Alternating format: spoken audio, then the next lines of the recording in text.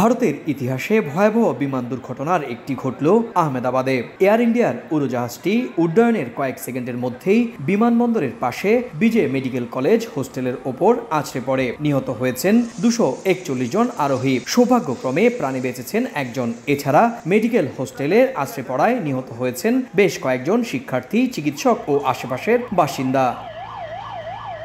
দুর্ঘটনার পরপরই সামনে আসছে বিভিন্ন প্রশ্ন, কেননা উড়োজাহাজটি বুধবার প্যারিস থেকে দিল্লি ফেরে। বৃহস্পতিবার সকালেই দিল্লি থেকে গুজরাটের রাজধানী আহমেদাবাদে যায়, অর্থাৎ 24 ঘন্টার মধ্যে 17 ঘন্টায় আকাশে ছিল বিমানটি।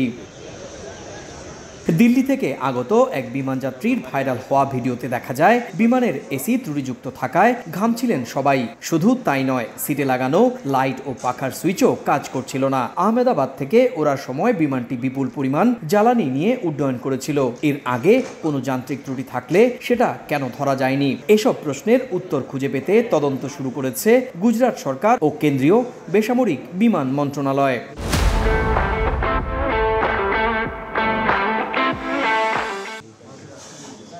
দুর্ঘটনার পরপরই ঘটনাস্থলে পৌঁছে হতাহতদের পরিবারের সঙ্গে কথা বলেন কেন্দ্রীয় স্বরাষ্ট্রমন্ত্রী অমিত শাহ। সব ধরনের সহায়তা দেওয়ার আশ্বাসও দেন তিনি। নিহত ও আহতদের পরিবারের পাশে থাকার প্রতিশ্রুতি দিয়েছে টাটা গ্রুপ। শুধু তাই নয়, যে মেডিকেল কলেজ হোস্টেলের ওপর ভেঙে পড়েছে এয়ার ইন্ডিয়ার বিমান, সেই মেডিকেল কলেজের ক্ষতিগ্রস্ত হোস্টেল নতুন করে তৈরি করে দেওয়ার কথাও জানিয়েছে এই শিল্পগোষ্ঠীটি।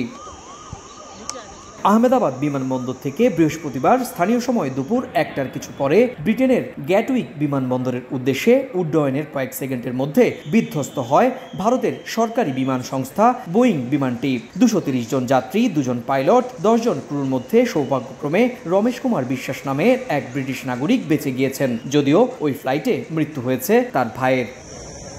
সুব্রত আচার্য, সময় সংবাদ, ভারত।